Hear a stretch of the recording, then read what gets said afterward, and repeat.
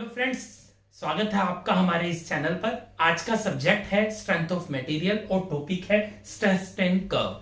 दोस्तों, हम stress strain curve के बारे में आज डीपली स्टडी करेंगे, देखेंगे कि स्ट्रेस स्ट्रेन कर्व क्या होता है, उसके क्या फीचर्स हैं और फाइनली उसका यूटिलाइजेशन क्या है और गवर्नमेंट एग्जाम्स में उसके ऊपर किस तरह के क्वेश्चंस जो है वो डायरेक्टली पूछे जाते हैं, उनको भी देखेंगे। दोस्तों, इससे पहले कि हम स्ट्रेस स्ट्रेन कर्व को पढ़ना स्टार्ट करें, मैं आपको सबसे पहले कुछ चीजें बता दूं। दोस्तों, सबसे इंपॉर्टेंट चीज जो मैं आपको बताने जा रहा हूं वो है कि प्रिज्मेटिक बार क्या होती है। ये कई बार न्यूमेरिकल्स के अंदर आपको दिखेगा ये वर्ड कि लेट्स टेक ए प्रिज्मेटिक बार या एक prismatic bar is applied a force F, ऐसा करके कहीं भी प्रिज्मेटिक बार का यूज होगा।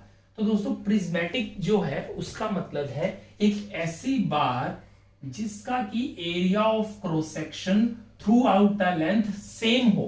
अगर area of cross section through out the length same है तो उसको बोलेंगे प्रिज्मेटिक बार। तो दोस्तों, क्या आप बता सकते हो कि ये प्रिज्मेटिक बार है या नहीं है? दोस्तों, ये प्रिज्मेटिक बार नहीं है, ये नॉन प्रिज्मेटिक बार है। सिमिलरली, क्या ये प्रिज्मेटिक बार है? दोस्तों, ये प्रिज्मेटिक बार सिर्फ इस लेंथ तक है, इस लेंथ तक है और इस लेंथ तक है। आप इंडिविजुअल सेक्शन प्रिज्मेटिक है बट एज ए होल ये बार प्रिज्मेटिक नहीं है। ये भी क्या हो जाएगी?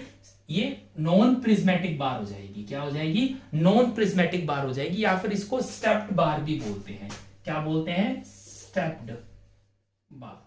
ये टर्म्स मैं आपको इसलिए बता रहा हूं कि अगर कहीं से भी आप किसी भी बुक से स्ट्रेस स्ट्रेन कर्व को आप स्टडी करोगे तो ये वर्ड आपको देखने को मिलेगा, तो कुछ बच्चे कंफ्यूज हो जाते हैं कि प्रिज्मेटिक बार क्या होता है। तो इसलिए मैंने आपको क्लियर किया कि प्रिज्मेटिक बार होता क्या है। तो आइए शुरुआत करते हैं हम स्ट्रेस स्ट्रेन कर्व से। दोस्तों, सबसे पहले मैं आपको बताता हूं कि स्ट्रेस स्ट्रेन कर्व की जरूरत क्यों पड़ी, क्या कारण था कि हमने स्ट्रेस स्ट्रेन कर्व को यूज किया और आखिर ये कर्व बनाया ही क्यों, इससे क्या रिजल्ट्स हमें ऐसे मिले कि इसकी इंपॉर्टेंस हमें रियलाइज हुई कि ये इतना इंपॉर्टेंट क्यों है। दोस्तों, होता क्या है कि स्ट्रेंथ ऑफ मटेरियल जो हम पढ़ते हैं इसका सबसे इंपॉर्टेंट पर्पस ये होता है कि अगर किसी भी मटेरियल पर कोई हमने मेटल लिया, मेटल की रोड ली या कोई बार ली, उसके ऊपर अगर हम फोर्सेस या फिर मोमेंट्स अप्लाई करें तो वो बार कैसे बिहेव करेगी, इस स्टडी को स्ट्रेंथ ऑफ मटेरियल बोलते हैं। उस मटेरियल की स्ट्रेंथ को पता करना कि कितना फोर्स में लगाऊं कि ये बार फेल हो जाए या इलोंगेट कर जाए। मैंने लास्ट वीडियो में आपको स्ट्रेस एंड स्ट्रेन के बारे में बताया था, तो उससे हमने देखा कि स्ट्रेस आने से बॉडी इलोंगेट हो रही है या कंप्रेस हो रही है, depends upon the force is either tensile और कंप्रेसिव। तो उस चीजों पे चीजें डिपेंड करती हैं। तो हमने क्या किया, स्टडी करने के लिए कि अगर एक मटेरियल पर अगर हम एक टेंसाइल फोर्स लगाएं तो वो मटेरियल कैसे बिहेव करेगा, उस स्टडी को हमने एक ग्राफ से रिप्रेजेंट किया। दोस्तों, इस ग्राफ को बोलते हैं स्ट्रेस स्ट्रेन। दोस्तों, अब देखो, अब हमने क्या किया, एक सैंपल रोड हमने ली, इसके ऊपर हमने टेंसाइल फोर्स लगाया। दोस्तों, ये जो स्ट्रेस स्ट्रेन कर्व है ये डिराइव हुआ एक टेस्ट से जिसको की परफॉर्म किया जाता है यूटीएम पर।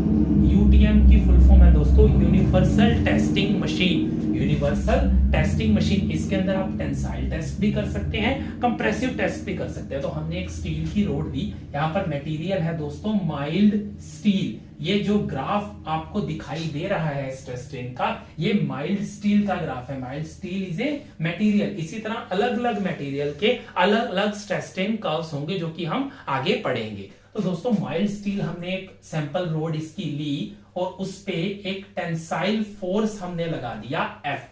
अब टेंसाइल फोर्स हमने जैसे जैसे लगाया, ये फोर्स को हम धीरे धीरे बढ़ाएंगे। दोस्तों, क्या करेंगे, इस फोर्स को धीरे धीरे बढ़ाएंगे। दोस्तों, तो जैसे जैसे इस फोर्स को बढ़ाया तो मटेरियल ने कैसे बिहेव किया, आए उसे स्टडी करते हैं। अब आप मेरे को कहोगे कि सर आपने फोर्स तो लगाया है F, फोर्स लगाया है F और इसके कारण डिफॉर्मेशन आएगी डेल्टा, या मान लेते हैं डेल्टा L डिफॉर्मेशन आएगी। तो आप ग्राफ जो है वो लोड एंड डिफॉर्मेशन में भी तो बना सकते थे। हम जो ग्राफ है वो लोड और डिफॉर्मेशन के अंदर भी तो बना सकते थे, फिर भी हमने लोड और डिफॉर्मेशन में ना ग्राफ बनाकर स्ट्रेस और स्ट्रेन में ग्राफ बनाया। हमने स्ट्रेस स्ट्रेन का फॉर्मूला पढ़ा है दोस्तों, sigma is equal to F upon A. ये क्या होता है? स्ट्रेस होता है। स्ट्रेन का फॉर्मूला डेल से रिप्रेजेंट करते हैं, डेल्टा एल अपॉन एल।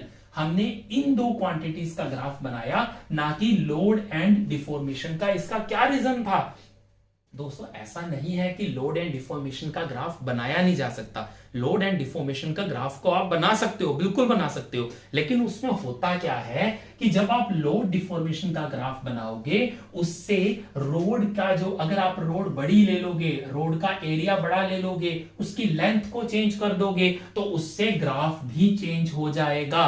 क्या चेंज हो जाएगा? ग्राफ चेंज हो जाएगा। लेकिन अगर दोस्तों आप स्ट्रेस और स्ट्रेन का कर्व बनाओगे, तो उससे रोड का एरिया बदलने से या फिर लेंथ बदलने से ग्राफ चेंज नहीं होगा। तो इसका मतलब ये मटेरियल जो है माइल्ड स्टील, इसके लिए जो ये कर्व बना, ये क्या हो गया? स्ट्रेस स्ट्रेन कर्व इसकी कैरेक्टरिस्टिक प्रॉपर्टी हो गई। क्या हो गई? कैरेक्टरिस्टिक प्रॉपर्टी हो गई दोस्तों। कैरेक्टरिस्टिक प्रॉपर्टी वो होती है, अगर मैं ये बोलूं कि ये stress strain curve mild steel का है, तो आप सैंपल कैसा भी लो, कोई भी एरिया ऑफ क्रॉस सेक्शन लो, कैसी भी लेंथ ऑफ रोड लो, आपको कर्व हमेशा यही वाला मिलेगा। लेकिन लोड डिफॉर्मेशन कर्व के केस में ऐसा नहीं होगा। तो अगर मान लो जिस साइंटिस्ट ने इस ग्राफ को बनाया, लोड डिफॉर्मेशन बनाता, उसने कुछ और सैंपल की डायमेंशन ली, आप अपने सैंपल की डायमेंशन चेंज करोगे, कर्व अलग मिलेगा, आप कहोगे साइंटिस्ट ने तो प्रोजेक्ट ही पूरा गलत किया। दोस्तों ऐसा नहीं है, इसीलिए हम हमेशा ऐसी प्रॉपर्टी का यूज करते हैं, एक ऐसे कर्व का यूज करते हैं जो कि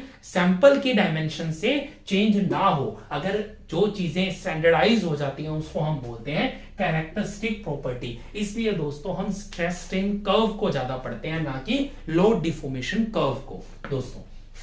तो आइए अब हम शुरुआत करते हैं स्ट्रेस स्ट्रेन कर्व की। सबसे पहले हमें एक चीज क्लियर होनी चाहिए कि स्ट्रेस स्ट्रेन कर्व की एक्सिस क्या क्या होती है दोस्तों। इसकी जो एक्स एक्सिस है, ये है एक्स एक्सिस। दोस्तों ये जो हॉरिजॉन्टल लाइन होती है ये हमेशा एक्स एक्सिस होती है, और जो ये वर्टिकल लाइन होती है ये हमेशा वाई एक्सिस होती है दोस्तों। तो एक्स एक्सिस हमेशा रिप्रेजेंट करती है स्ट्रेन को।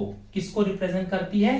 स्ट्रेन को। और जो वाई एक्सिस है वो हमेशा रिप्रेजेंट करती है स्ट्रेस को। इसीलिए स्ट्रेस और स्ट्रेन कर्व इसको बोला जाता है। दोस्तों हमने क्या किया? हमने एक सैंपल रोड ली, उस सैंपल रोड पर एक एफ फोर्स लगाया। क्या लगाया? एक सैंपल रोड पर एफ फोर्स लगाया, जो कि टेंसाइल है नेचर के अंदर। हम एरो से रिप्रेजेंट करते हैं दोस्तों। अगर ये एरो आउटवर्ड्स हो तो इसका मतलब ये कौन सा फोर्स है? टेंसाइल फोर्स है। अगर ये इनवर्ड्स होते दोनों एरो, इस तरह इनवर्ड्स होते, तो ये क्या होता? फोर्स कंप्रेसिव फोर्स होता। तो फिलहाल हम कंसीडर कर रहे हैं माइल्ड स्टील का case, material is mild steel, और टेंसाइल फोर्स हम एक सैंपल पर लगा रहे हैं दोस्तों। इनिशियली हमने जीरो से स्टार्ट किया, हमने जीरो से फोर्स को लगाना स्टार्ट किया। फोर्स यहां पर स्ट्रेस को रिप्रेजेंट कर रहा है, स्ट्रेस है जो फोर्स को इंक्लूड किए हुए है, क्योंकि स्ट्रेस का फॉर्मूला ही एफ अपॉन में ए है। तो हमने एफ फोर्स को लगाया, तो धीरे धीरे जैसे जैसे फोर्स लगाया, यहां पर आप देखिए स्ट्रेन आती गई। क्या आई? स्ट्रेन आती गई। एक पॉइंट आया जिसको बोलते हैं ए। इसको मैंने मार्क किया है किससे दोस्तों? ए पॉइंट से मार्क किया दोस्तों। इस पॉइंट को बोलते हैं प्रोपोर्शनल लिमिट। क्या बोलते हैं इसको?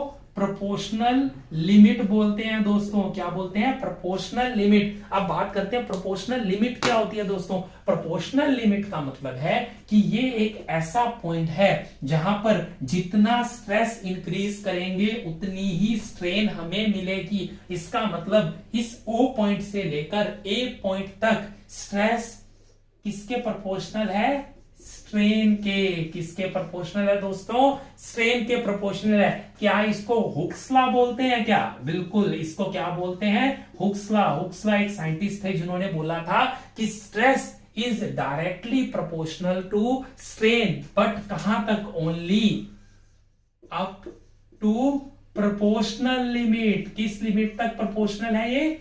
सिर्फ प्रोपोर्शनल लिमिट तक ही हुक्स लॉ वैलिड है। अगर आप स्ट्रेस स्ट्रेन कर्व को हुक्स प्रोपोर्शनल लिमिट से आगे लेके जाओगे तो हुक्स लॉ वैलिड नहीं होगा। इसका मतलब हुक्स लॉ किस रीजन में वैलिड है?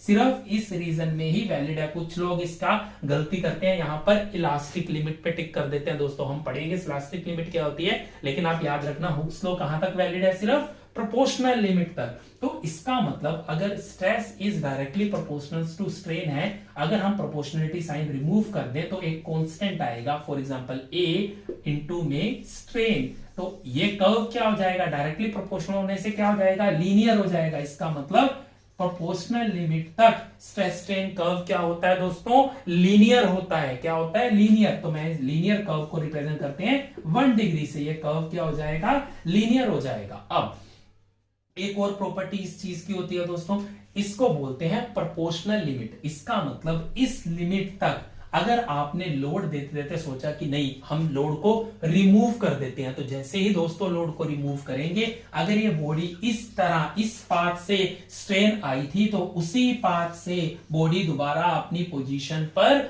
आ जाएगी। बॉडी क्या करेगी, अपनी पोजीशन पर आ जाएगी। जब भी दोस्तों एक बॉडी पर फोर्स लगाया जाए और वो बॉडी कंप्लीटली फोर्स रिमूव करने पर दोबारा अपनी पोजीशन पर आ जाए, जितनी डिफॉर्मेशन हुई है उसको कंप्लीटली एब्जॉर्ब करके दोबारा सेम एग्जैक्ट उस पोजीशन पर आ जाए दोस्तों, उस प्रॉपर्टी को बोलते हैं इलास्टिक प्रॉपर्टी। क्या बोलते हैं, इलास्टिक प्रॉपर्टी बोलते हैं दोस्तों।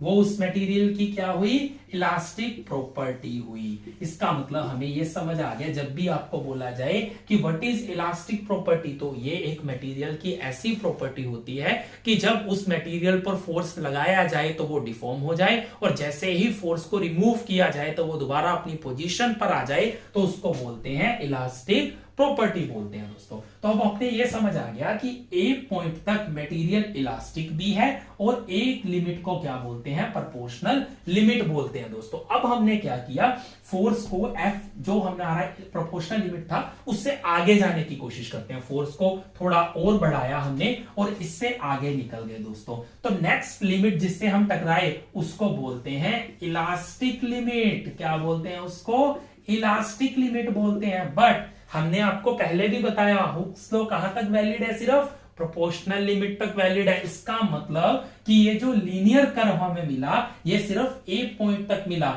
ये जो सेकंड वाला कर्व है दोस्तों, ये जो सेकंड कर्व आएगा ये वाला कर्व, इसका मतलब ये क्या होगा, अब लीनियर नहीं होगा। तो इस कर्व को क्या बोलते हैं दोस्तों, नॉन लीनियर कर्व। क्या बोलते हैं, नॉन लीनियर कर्व। ओ से लेकर ए पॉइंट तक आपका कर्व लीनियर रहेगा, ए से बीच में आपका कर्व क्या हो जाएगा दोस्तों, नॉन लीनियर हो जाएगा। क्या हो जाएगा, नॉन लीनियर हो जाएगा। तो बी लिमिट को क्या बोला गया, इलास्टिक लिमिट। अभी अभी मैंने आपको बताया कि इलास्टिक का मतलब क्या है कि बॉडी दोबारा फोर्स रिमूव करने पर अपनी पोजीशन पर आ जाए। इसका मतलब इलास्टिक लिमिट तक तो ऐसा होगा कि बॉडी क्या करेगी, वापस डिफॉर्मेशन को रिमूव करके अपनी पोजीशन पर आ जाएगी। लेकिन अगर आपने बी पॉइंट को क्रॉस कर दिया दोस्तों, तो फिर कभी भी कंप्लीट रिकवरी नहीं हो पाए। ऐसा नहीं है कि बॉडी यहां जाने के बाद वापस नहीं आएगी, आएगी, बट कुछ ना कुछ स्ट्रेन उस बॉडी में परमानेंटली रह जाएगी। तो उस चीज को बोलते हैं रेजिडुअल स्ट्रेन। क्या बोलते हैं, रेजिडुअल स्ट्रेन बोलते हैं। इसके बारे में बाद में देखेंगे। अभी ये समझते हैं कि बी इज इलास्टिक लिमिट। अब हमें यह भी समझ आ गया कि ए क्या होता है, प्रोपोर्शनल लिमिट होता है, बी क्या होता है, इलास्टिक लिमिट होता है। ओ से लेकर ए तक कर्व लीनियर रहेगा, ए से लेकर बी तक कर्व जो है वो नॉन लीनियर हो जाएगा, और उस ए से बी के पाथ के अंदर जो हुक्स लॉ है वो वैलिड नहीं होगा। ये छोटी छोटी चीजें हमें समझ आ गई। अब मैंने क्या किया, अब देखते हैं दोस्तों, अभी भी मटेरियल जो है वो थका नहीं है। मटेरियल बोलता है मैं और फोर्स ले सकता हूं, तो मटेरियल ने और फोर्स लेना शुरू किया। हमने और फोर्स थोड़ा सा बढ़ाया। जैसे ही हमने और फोर्स बढ़ाया तो हम देखते हैं कि आगे क्या होगा। जैसे जैसे हम आगे गए हमारा स्ट्रेन फिर से बढ़ता चला गया जैसे जैसे स्ट्रेस आ रहा है। तो इस बार जो हमें नेक्स्ट लिमिट मिली उसको बोलते हैं अपर यील्ड लिमिट। क्या बोलते हैं दोस्तों, अपर यील्ड लिमिट। दोस्तों कहीं ना कहीं अब ये वर्ड आया यील्ड। यील्ड का मतलब मैं आपको बताता हूं। यील्ड एक स्ट्रेस भी होती है एक टाइप की। आपको पहले मैं ये बता देता हूं कि लिमिट्स क्या है। C is upper yield limit, D is lower yield limit. दोस्तों यील्ड का मतलब होता है कि एक ऐसा पॉइंट, एक ऐसी स्टेज द मटेरियल में फर्स्ट क्रैक डेवलप हो जाता है। जब आप उसको स्ट्रेस दे रहे हो मटेरियल पे, फॉर एग्जांपल ये बॉडी है, इसको मैं स्ट्रेस देकर खींच रहा हूं, तो इसके अंदर क्या होगा, अगर फर्स्ट क्रैक डेवलप हो जाता है तो उसको बोलते हैं यील्ड लिमिट। यील्ड दो तरह की है, एक अपर यील्ड, एक लोअर यील्ड। लेकिन अपर यील्ड जो है वो ट्रांजिएंट होती है दोस्तों नेचर के अंदर। क्या होती है? ट्रांजिएंट होती है। ट्रांजिएंट का मतलब है दोस्तों ये मूव कर सकती है। It depends upon the test कि आप किस कंडीशन में टेस्ट कर रहे हो, ये चेंज होती रहती है। इसीलिए जब ये चेंज होती रहती है तो इसको हम एक रिजिड पॉइंट नहीं मान सकते कि जिसको लेके हम अपनी कैलकुलेशंस कर सकें। बट जो ये लोअर यील्ड लिमिट है ये हमेशा रिजिड होती है, जिस पॉइंट पर मिली हमेशा उसी पॉइंट पर मिलेगी। इसीलिए दोस्तों इसको हम कहीं ना कहीं यील्ड लिमिट भी बोलते हैं। क्या बोलते हैं इसको? यील्ड लिमिट भी बोलते हैं। और कोरेस्पॉन्डिंग जो स्ट्रेस होता है उसको बोलते हैं यील्ड स्ट्रेस। तो हम ये मानते हैं कि इस पॉइंट पर जो स्ट्रेस बॉडी के अंदर है वो काफी है फर्स्ट क्रैक डेवलप करने के लिए, सफिशिएंट है, फर्स्ट क्रैक के लिए काफी है। तो दोस्तों इस पॉइंट को बोलते हैं यील्ड लिमिट बोलते हैं। अब अगर इससे ज्यादा हमने स्ट्रेस देने की कोशिश की तो अचानक से हमें बॉडी के अंदर बहुत ज्यादा डिफॉर्मेशन देखने को मिलती है। इस रीजन में क्या मिलती है? अचानक से बहुत ज्यादा डिफॉर्मेशन देखने को मिलती है। अब देखो ये स्ट्रेट लाइन है दोस्तों, क्या है? स्ट्रेट लाइन है। इसका मतलब स्ट्रेस सेम है, अचानक से बॉडी, मतलब एक तरह का ऐसा लगेगा जैसे बॉडी फेल हो रही है, अचानक से स्ट्रेन आएगी, बिल्कुल बहुत शॉर्ट रीजन में बहुत अचानक से स्ट्रेन आएगी। इस रीजन को बोलते हैं दोस्तों प्लास्टिक प्लेच्यू। क्या बोलते हैं इसको? प्लास्टिक प्लेच्यू बोलते हैं दोस्तों। इस रीजन में क्या होता है? अचानक से ज्यादा डिफॉर्मेशन आती है। अब ये देखते हैं कि आखिर ऐसा होता क्यों है दोस्तों। हो क्या है कि कोई भी मटेरियल है वो एटम्स से मिलके बना होता है। डिफरेंट डिफरेंट एटम्स को जोड़ के एक मटेरियल की फॉर्मेशन हुई होती है। एक मटेरियल की क्रिस्टलाइन स्ट्रक्चर जो है वो एटम्स से मिलकर बनी होती है। यहां क्या हो रहा था कि एटम्स को खींच रहे थे हम इस लिमिट तक। यहां तक भी समझ आया कि मटेरियल्स को खींच रहे होंगे। इस रीजन, इस पर्टिकुलर डी तक क्या होता है, मटेरियल सिर्फ एटम्स स्ट्रेच होते हैं, आपस में स्ट्रेचिंग होती है उनमें। लेकिन इस रीजन के अंदर क्या होता है कि मान लो ये एटम्स हैं, जब ये स्ट्रेच हो रहे थे, स्ट्रेच होने की बजाय इस लिमिट में एटम्स स्लिप कर जाते हैं, ऐसे स्लीपेज हो जाती है।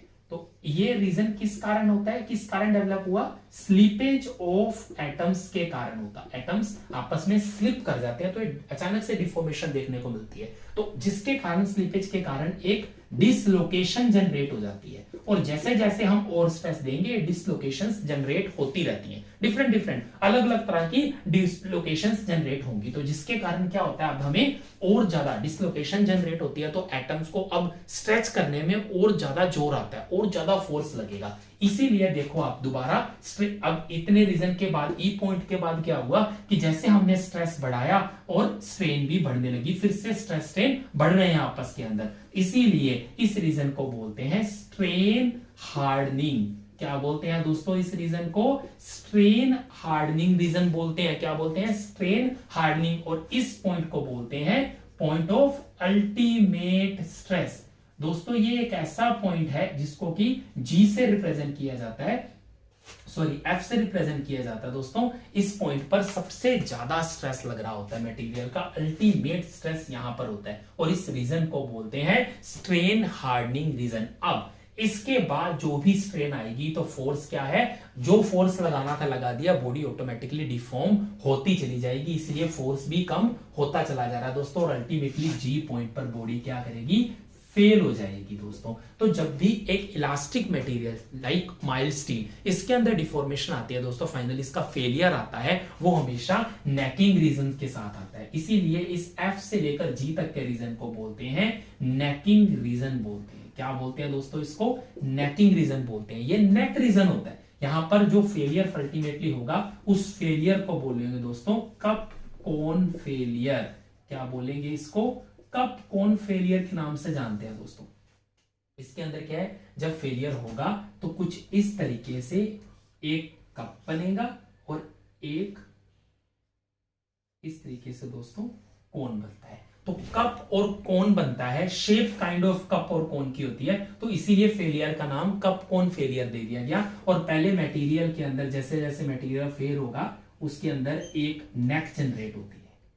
इस रीजन को एक नेकिंग रीजन बोलते हैं दोस्तों। ये पहले रोड थी हमारी, इसको हमने फोर्स दे रहे हैं, ये जो रीजन है इस रीजन को बोलते हैं नेक, और यहां से मटेरियल फेल होके इस कप कोन फेलियर में कन्वर्ट हो जाता है दोस्तों। तो इस कंप्लीट जो कर्व हमने स्टडी किया, इस कर्व को बोलते हैं दोस्तों स्ट्रेस स्ट्रेन कर्व। किस चीज का?